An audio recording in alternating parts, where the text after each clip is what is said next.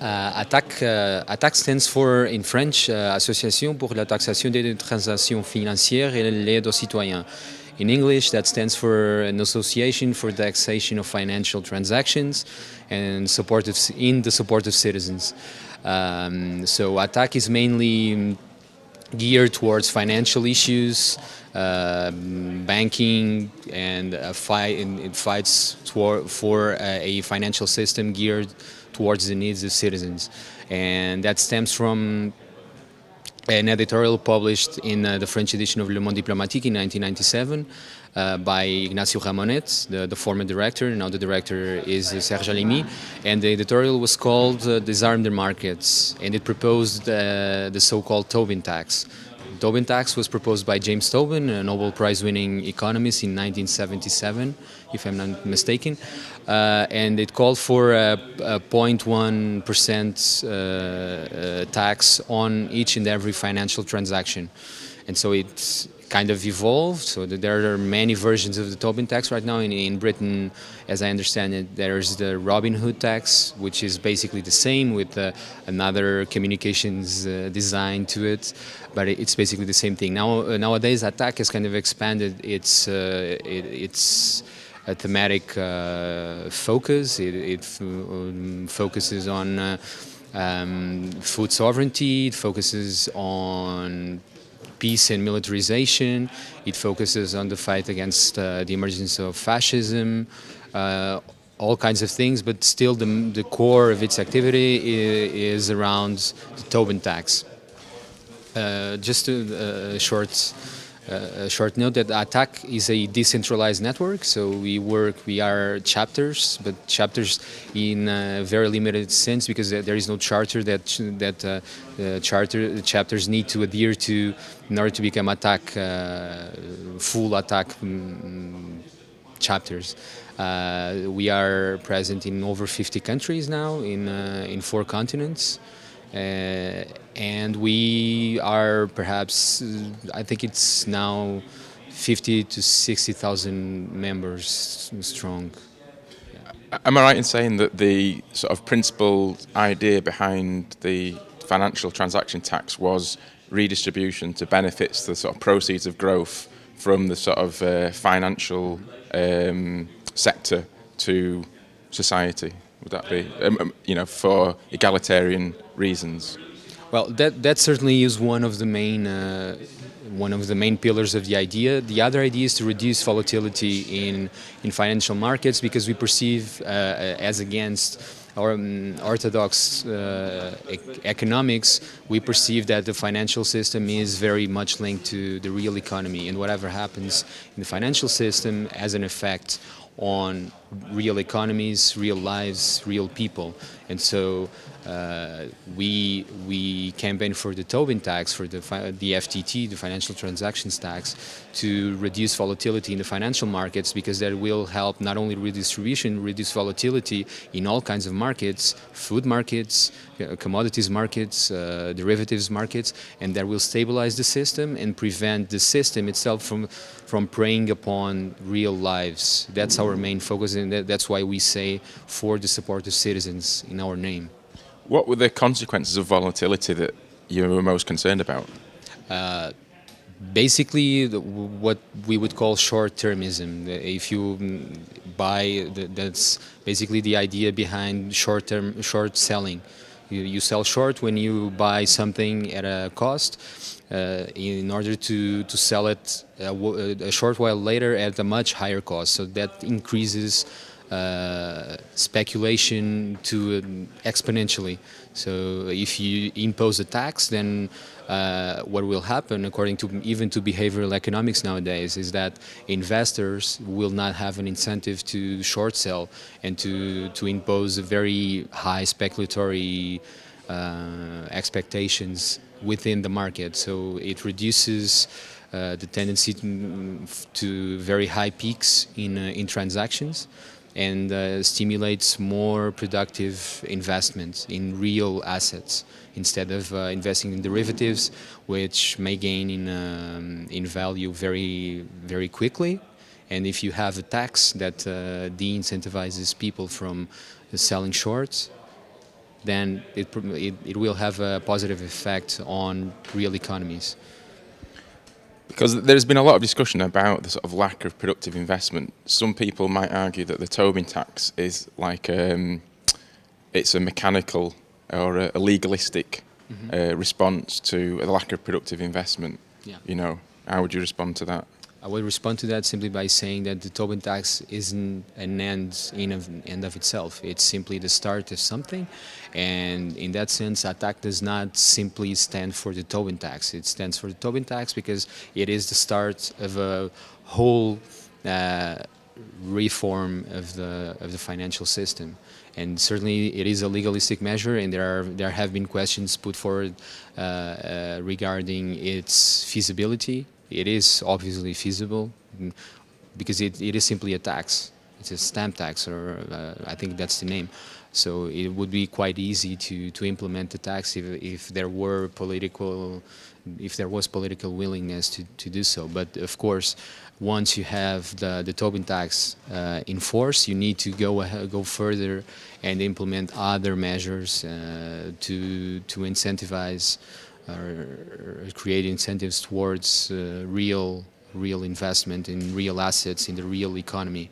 So certainly it is legalistic, it is kind of mechanic, but it is not the be-all, end-all of this campaign. The Tobin tax has a whole universe on the sides that we are also striving for a more progressive tax package, harmonization within the European Union and abroad, and preferably complete reform of corporate accounting, and economic transition towards greener economies, not the Green New Deal, but a real transition, and several other measures that we propose using the Tobin tax as a kickstarter, let's say.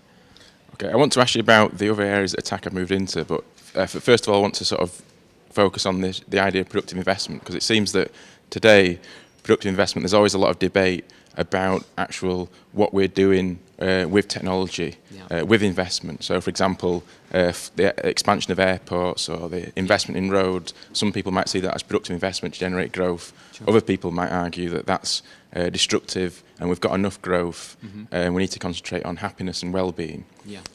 So, what's your sort of vision of productive investment? You know, that comes back to one of the disadvantages of Attac being a very decentralized network, because we have very different ideas pertaining to what is productive investment and how growth relates to productive investment. In my view, productive investment does not need to encompass growth. It needs to encompass happiness, flourishing, success as societies and as individuals, as members of a collective. And for instance, I would not have anything against discussing degrowth, the degrowth movement, as part of our mindset, because our focus should be on good, protected jobs. That's one of our priorities. We want to have a better relation with the planet as well. So we want to have an economy that doesn't prey upon natural resources. We want to have a better relationship with the commons, which is also a growing topic within the Attac network.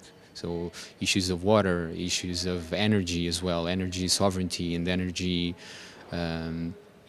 as a resource that should not be private and privately traded. So when we talk about growth as such, we do not want to remain in the 50s and talk about GDP as being the be-all, end-all of all economic policy. That's not the point anymore. And even mainstream economists are now saying that GDP is quite limited. They have been saying so for 20 years now. Now it's becoming more and more part of the mainstream discourse, that it's not an appropriate measure of actual economic development. And that's also a good point that one should make, is that all this talk now at the European Union level about growth should be changed towards development, because there can be a lot of growth without development. That's what we're seeing all over Europe now. Corporate profits going through the roof, and actual development, human development, either stagnating or going down. So that's what we, using these sorts of measures, want to do, to promote human development and not necessarily economic growth, especially not distributed economic growth. But what does that mean sort of practically for investment? Because we've got all this money floating around in the financial sector. It's been invested in derivatives. It's effectively sort of gambling, money swapping hands between sort of financiers with very little relevance to the real economy. Yeah. Productive investment, surely it's either going to be innovation, so you're productively investing in new products, new technologies, creating new desires, in travel, leisure, etc., or it's productive investment in increasing the productivity of a firm so it can compete more effectively in the market. How would you see? Is that a valid way to look at productive investment, either innovation or productivity? Well, it depends on your definition of productivity in the end, because certainly if you look at productive investment as simply using in capital to increase productivity, then certainly productive investment would be innovation in terms of increasing the profit rate, and that's not what we're aiming at. What we mean by productive investment is productive in the sense of promoting ecologically sound societies and ecologically and societally appropriate development. So that would mean, for example, investing in public works that are not mega projects like dams or factories that pollute through the roof, or those kinds of investments that more often than not are geared towards private profits. And what we are aiming at in using these kinds of tools and promoting these tools is to promote this idea of, for instance, in Latin America, there's this growing idea of el buen vivir, the good living. What does it mean to live well? And there are many interesting projects going on. For instance, in Bolivia, you have they have constitutionalized La Pachamama, which is the traditional soul. It's the earth soul, so to speak. So they actually constitutionalize the protection of the environment. And that's a very good development, because it also speaks to the productive investment, because it is only productive if you work with this notion through this mindset. It is only productive insofar as it promotes ecological well-being and human well-being. And so if you invest in schools, in degraded areas, if you invest in conservation projects, for example, if you invest in ecological transition projects, if you invest in food sovereignty, in energy sovereignty, if you invest in good, secure jobs that promote the well-being of families, if you promote equality and better and more redistribution, then that is productive investment. For instance, if you have a service-based economy, such as almost all economies in Western Europe are right now, then you probably won't have the ability to create good, secure jobs that promote well-being, healthy, the well-being of families, and the healthy living for all. And that's one of our strategic priorities as well, to promote health even in the World Health Organization sense, a very encompassing, wide-ranging notion of health, community health as well. It is only productive as long as it promotes community health and environmental health. Yeah. But you seem to be saying that public investment is good in health, and private investment is not so good because it's encourages sort of consumerism and sort of fun, leisure, etc. surely there's is there not a role for private investment in creating desires? Sure, there is surely space for investment from the public and the private sectors. There's no question about it. I mean, the most successful societies on earth are mixed economies. And even if you come from a more statist tradition, you need to recognize that those have been traditionally, if you look at the last 70 years, those have been the most successful societies in promoting gender equality, in promoting environmental balance, in promoting good jobs, good unionized jobs. That certainly speaks to the need to create a good mixed economy where people are politically and economically free to do as they please, as long as they don't harm others and don't harm the environment, but also have the protection of the public to pursue those activities. And also because the public investment is essential to kickstart the economy in rough times like those we live in right now. There needs to be a balance about these two spheres. That is for sure. Now, it also is the case that when I talk about private, what I mean, to be more precise, is for profit. That's also a thing that we need to discuss, because we should not reduce this discussion to public or private, because there's public, private, and what we would call commons, cooperatively owned capital or structures. And that's also something that we are slowly seeing as a more and more important phenomenon. Cooperatively run businesses, commonly held resources, for instance, fish ponds or water resources that are not held either by the state or by a privately held company. They are owned by communities, and that is also productive investment. If you stimulate that kind of ownership, if you stimulate that kind of way of pursuing economic activities, that is also productive investment. If you work through a different mindset than public versus private, because those kinds of dichotomies in very complex societies like those we live in now are increasingly unable to capture reality. And so that's what we also try to do, to broaden the scope of the discussion and to put forward arguments for more diverse economies, because more diverse economies are more resilient as well. And that's also the case because we look at the case of Sweden or Norway or Finland, and they've been better able to resist the current crisis, the multifold crisis that we're living through right now, because they are more diverse than others. Yeah. Okay. I just want to move on quickly to talk about what Attac, how it's expanded into other areas. You mentioned food sovereignty. Can you just sort of describe the other areas that Attac is now engaged in? Yeah. Well, we are the European. Something needs to be said about the geographic concentration of Attac chapter. So I'm much more familiar, obviously, with European Attac network campaigns.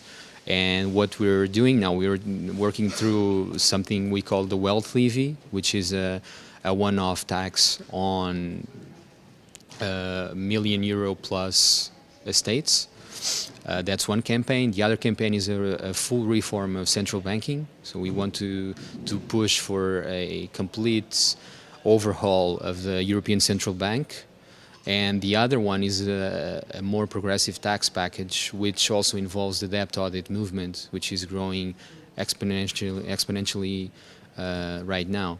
Those are our three main campaigns now. But the core of our activity remains financial markets, the reform of financial markets, removing the opacity of financial markets, make them more transparent, make them more attuned to the needs of real people. So make people sovereign, make people sovereign against financial markets and not the other way around, which is the way it works right now. So that's also one of our main goals. Certain Attac chapters, because they have different. Also because Attac is known for being very sensitive to the needs of its partners. So at certain Attac chapters in certain countries, they relate more to environmental groups, so they tend to work more food sovereignty issues. Others, for instance, Attac Portugal is more geared towards financial issues, central banking, so we work more those issues. We are working on the euro right now. We are working tax havens, also because Attac Spain is working heavily on tax havens, and we are kind of joining up on that topic. Yeah. Okay, let's talk about food sovereignty. First of all, what is food sovereignty? I I don't know how to answer that, probably because I don't work very deeply on the topic. You would have to talk to people in, for instance, in Attac Austria. Attac Austria, they are the foremost people in the European Attac network working on food sovereignty.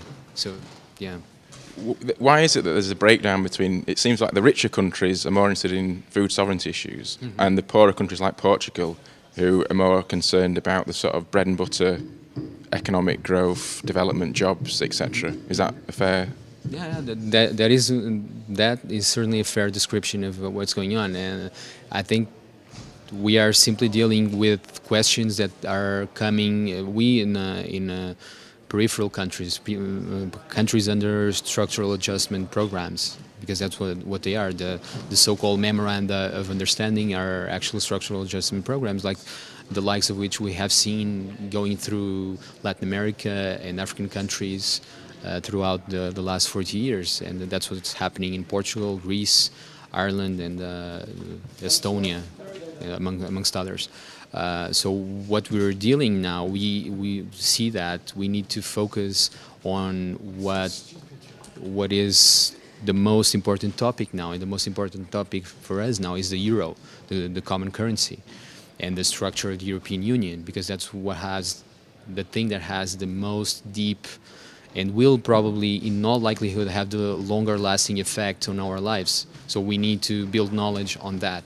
Of course, I know about Via Campesina and those food sovereignty movements, but I have no more than a very, very superficial layman's knowledge of the topic. So that's our idea, that also our people, our members, they are also more concerned about those issues than they are about food sovereignty, because they are more,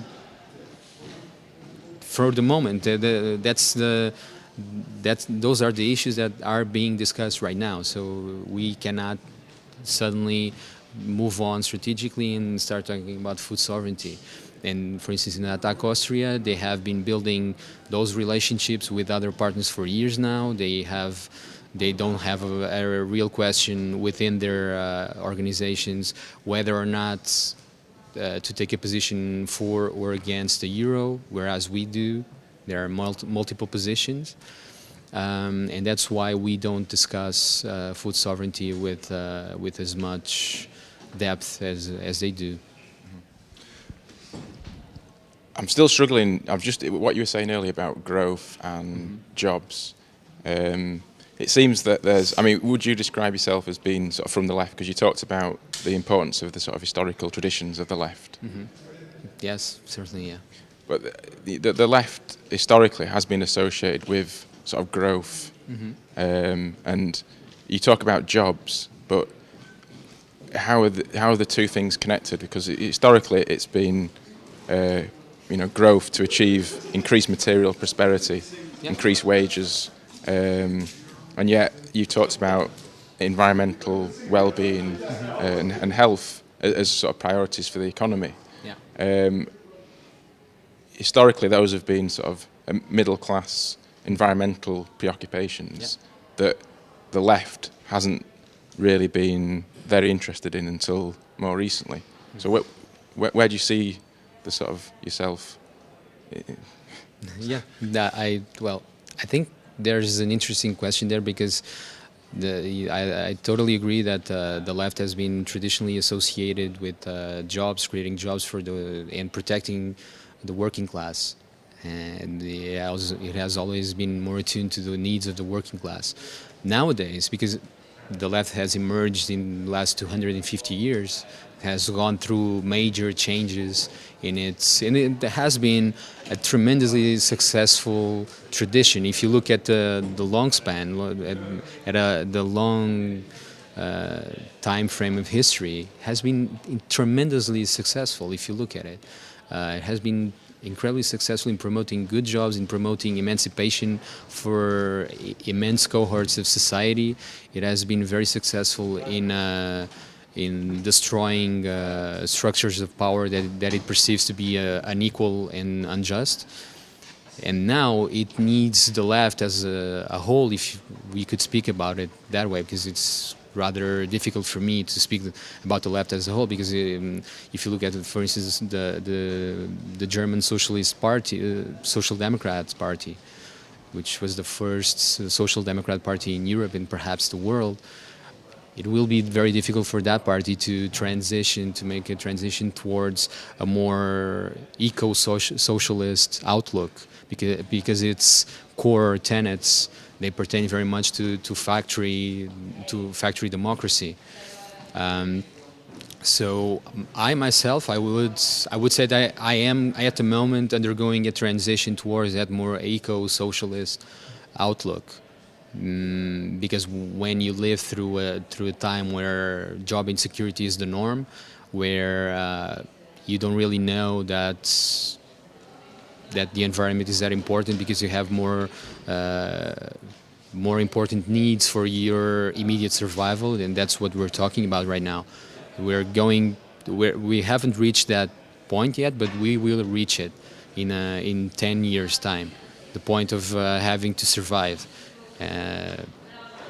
Then the question becomes whether the left in its whole needs to undergo a sort of an ecological transition itself. It needs to take the degrowth movement seriously, and it does, because, I mean, if you look at physics, simple physics tell you that talking about growth all the time won't work forever. So the main thrust of the degrowth movement goes against not only capitalism but also more traditional leftist traditions as well. And that's a question to which I do not have a perfect, coherent answer, because on the one hand you need to grapple with the fact that you need to create jobs for people to survive, to have good lives, to flourish as human beings. On the other hand, you have the wider concerns about ecological sustainability, which is a foremost concern if we want to leave something to our children and grandchildren. Is there a danger that the left is lowering its ambitions and moving from a sort of vision of prosperity to a vision of survival? And, partly maybe the austerity is encouraging that, because, it seems that the sort of visions of sort of prosperity are less important perhaps than just jobs and survival. So are we moving from socialism to survivalism? I wouldn't say that. I think socialism is one of the strands, certainly. What I would say is that these are pragmatist concerns now, but the core tenets of the left, they never leave our outlook as activists, as intellectuals, as campaigners. So I do not think that the left is lowering the real left, not third way so-called leftists, which are not actual leftists. They are simply, let's say, smoother neoliberals, and a difference needs to be made, and that's one of the failures of the 21st century left. It hasn't been able to fully how should I say this? To fully state that the third way is a completely flawed mindset and worldview, and we do not condone with what it has done, because it has done a lot of damage to people all over the world. And what we need is to recover things that we have lost. For instance, our connection to communities, which certainly has been lost because the statist tradition in the left has gained a lot of strength in the last 40 years, I think, and also to learn from new experiences. And I'm referring to kind of decentering our perspective from becoming more than Eurocentric leftists. So we should start looking at what's happening in Latin America. We should start looking at what's happening, for instance, in certain parts of India. We should start looking at what's happening, for instance, in certain African states. That's what we need to do. We need to learn. We need to reverse the idea that we as Europeans, because the left emerged here as a coherent tradition, that we are the ones that will teach lessons. That time is over, and I'm glad it's over, because we now need to start taking in new experiences. And the example I gave earlier about the constitutionalization of the protection of the Earth Mother in Bolivia and also Ecuador, that should speak to us in a very interesting way. I could give you a concrete example: the debt audit movement. It has emerged because there was a debt audit in Ecuador. It was moved to Europe, and now it's gaining ground in Europe. And that's a way to kind of reconceive the terms on which the left sees itself and presents itself to the world. We need to abandon certain dichotomies, that's for sure. We need to face certain contradictions, like the one you mentioned, like the one about having to grapple with the need for jobs and the need for ecological sustainability. But then we also need to go beyond the industrialist paradigm and maybe come up with a new one, with feasible, not feasible in the sense of being concrete right now, but feasible alternatives, that things that we can think about even in the long term, that may change the power relations and make them more equitable and favorable to the working classes, to vulnerable people everywhere, to help them flourish on their own terms. Could you just on the Bolivia? Fine, I know I've taken a lot of your time, but just explain the Earth Mother, the Bolivia. What is that? Well, basically, there's the Pachamama is an all-encompassing. It's basically the Earth Spirit, the Earth Mother. So I don't know exactly. I don't know if it's Quechua, or I think it's a bunch of different native groups that hold that belief that there is an Earth Spirit, a kind of a pantheist way of looking at life on Earth, and the need to protect life on Earth. And what Bolivia and Ecuador, I don't know which one did it first. That I would need to check that, but both did. They understood that they needed to pay the same respect to nature that they did to humanity. So nature there is constitutionally protected in terms of having rights. So nature has the right not to be harmed. So, for instance, natural reserves are not to be harmed by oil exploration. Deforestation is forbidden in many areas. Of course, when you talk about this, we shouldn't be idealists. There are, of course, immense contradictions, and Evo Morales has started to face protests from local communities, because he has actually awarded contracts in areas protected by the Constitution under this term, the term of being the Pachamama being protected by law. So what is important for me here is the fact that it happened, and also the kind of criticism that emerged in Europe against that, because the kinds of things you read at the time always went on about how those Latin Americans are loonies, or how those Latin Americans don't know anything about having pursuing a more profitable way of living, or a more sustainable economy, if that makes sense. Because if you try to protect nature, and aren't you, are you not trying to make for a more sustainable economy? That's those kinds of contradictions, and that also speaks to the ways in which, even on the left, on the European left, you see a lot of resistance against the kinds of mindsets in the European left have led to a resistance against these kinds of ideas.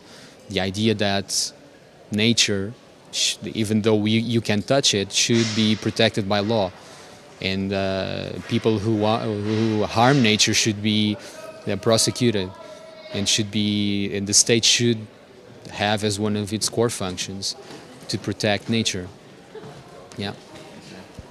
Okay, there's lots of other questions I'd like to ask you, but thanks a lot for the discussion.